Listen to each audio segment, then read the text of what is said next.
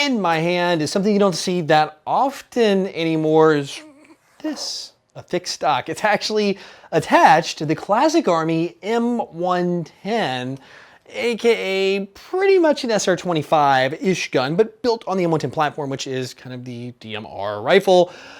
And this is a big gun. It's a really big gun. In fact, they even make a suppressor that goes on the end of this that makes it even longer, and you can hide a longer inner barrel in. So this one is definitely a DMR, and we're digging in this episode of Airsoftology Reviews. So before we talk about this, let me reach down here and talk about this. And you're gonna go, well, it's what? It's a bag? Actually, yeah, it's just a bag. I wanna talk about this super fast before we get to the review.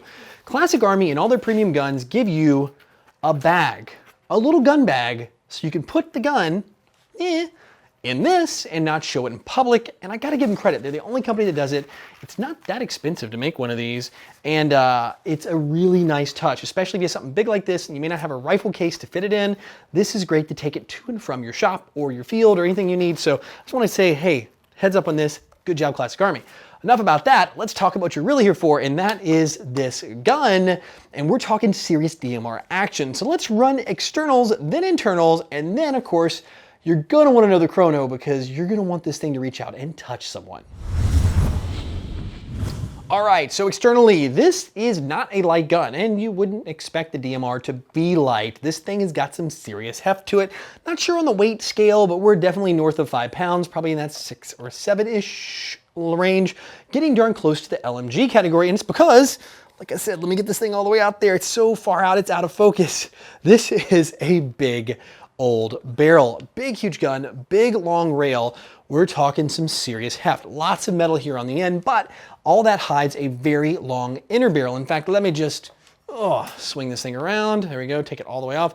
Right here, all the way up, we're talking inner barrel goes to the very tip. In fact, it's recessed in this orange bit.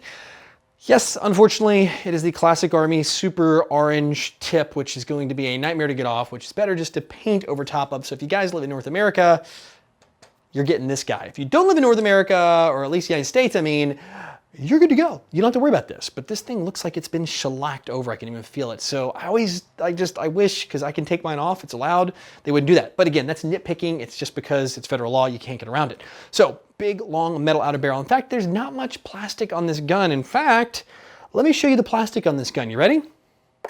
The stock, that's it. Not even the end of the stock. All this is metal. Just the stock. Everything else, oh, and sorry, and the grip too, are the only two pieces of plastic on here. Everything else is solid metal.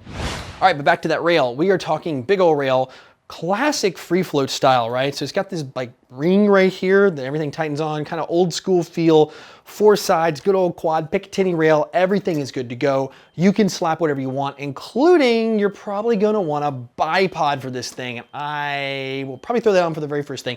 It's heavy enough, might as well go crazy with the bipod and then throw a foregrip on it to help balance that thing out.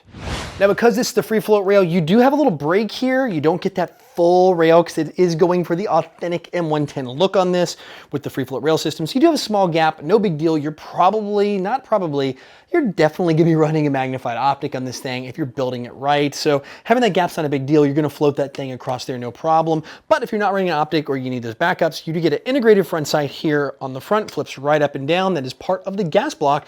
And then one that attaches here in the back as well as a flip up sight, kind of the post style, very iconic for this build of gun. Moving across the body, you get the restricted for military and law enforcement markings on this side, ambi fire selector, safe semi, and yes, full auto. We'll talk about that in a second. The made in Hong Kong stamp, which is all Classic Army is. And over here, the M110, the rifle caliber, and a unique serial number with the gear. This is the 2016 version. I got number 928 off the factory line. What I do like on the body, it is first off a tank. This thing is legitimately some seriously thick metal. I mean, I am not playing around. You're gonna be hard pressed to do some serious damage to this body unless you just really give it heck. On it is fully ambi, so you have ambi magazine release and ambi bolt catch, so you can actually take it, charge the bolt back, put it in place, and left or right, do it. In fact, while we're opening the bolt, let's talk about what's under here. And that is a rotary style hop-up, metal hop-up chamber, which is really nice, all in there so you can really dial in your shots. And I'm happy about that because the old days of standard hop-up chambers seem to be going away. When you're done, you press the little button, Closes it right back. Very springy too, by the way. Again, that's some of the charging handle. I did notice there's no return spring on it, so you kind of have to hold the paddle. When you pull it back, it won't just stay. You kind of have to hold it to lock it back there, but no big deal. I mean, that's normal. A lot of guns do it. There's very few that put a spring under there. Grip is the bog standard M4 type. You can change it to whatever you want. I kind of like the basic on this. It kind of fits the look, but if you want to go cool, you can throw a PTS1 or whatever you want on there as well. Also keep in mind, this receiver is 308/762, actually in this case, caliber build. So it is a longer body, which means a longer mech box inside. And you get the 308 mags, so like legitimate mags, which is, if you go play Milsim a lot, one of the most critical things to have a DMR. You must have a rifle that shoots a larger caliber than 5.56 or 223, which is like your standard M4s, to qualify as a DMR. So it's good to see they've thought of that. Also, trigger guard real quick, so we round this thing out, is molded into the receiver. So there's no little flippy trigger guard. It's there, and it's pretty darn thick too. So like I said, I don't see you break anything on this receiver unless you really want to. Let's talk internals real quick and we'll run down. It's usually the standard offering you're gonna get with all the Classic Army premium guns, high magnetism motor, you're gonna have wire cut steel gears, the cylinders, all the goody stuff under the hood, right? You're gonna get a good package, a good solid build package on here that's a good platform for a DMR build, and you got some good power to boot. But I wanna talk about that fire selector really quick before we go any farther into kind of talking the components and even in the Chrono section. Although on this right-hand side, you'll notice that it goes safe semi-full, you can move it, there's nothing in the way. On the left side, it has a block, a little block here that prevents the fire selector from going past semi-auto and into that full mode. Now, on this side, you have the fire selector has a notch cut out that will actually kind of ride right across that notch. And like there's a groove and a little post. The post is built in the receiver. So the thing will just slide right over top of it and let you take it to full auto. If you need to lock this out, your field requires you to lock it to semi-auto to run DMR, let's say higher feet per second rules.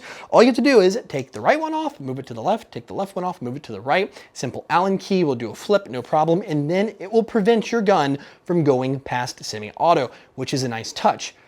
Also internally, because we're doing a lot of semi-auto shooting, you're getting this gun for the semi-auto capabilities.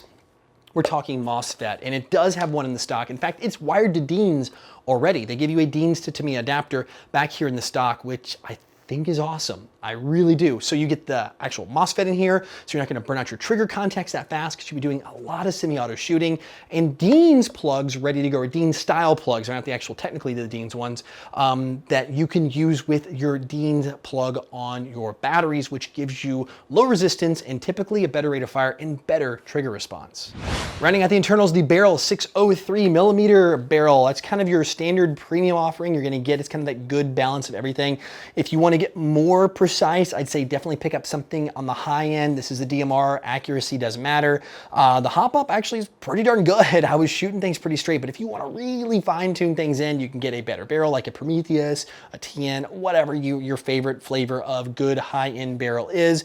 You can even drop to that 601 range if you wanna go that tight on it. You can also change out your hop up chamber if you guys wanna go R hop, S hop, F hop, K hop. I know I'm making up a bunch of letters, but if you wanna R hop your gun or flat hop it to get a little more accuracy, you can do that as well. Taking it to the Chrono, good numbers considering they can't really go much higher to really play it safe. We're knocking on the door of 400. We're like just under it. Nice safe cushion though, just in case you use different weight BBs. That is Chrono with a 0.2 gram BB to get that numbers. So if you want to tune it up, you can. Also, quick change spring system. So if you need to do it, you can do it without having to crack the mech box open, which is super nice.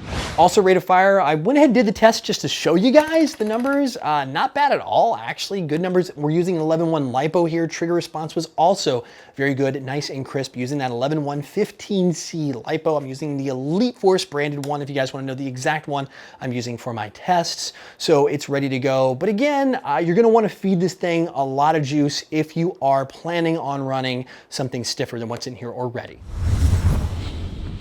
So if you've been looking for that DMR build, you've been wanting something to really reach out and touch someone, and you can tap them on the shoulder from about 20 feet away with this. So you definitely know what minimum engagement is if you guys have like a certain distance.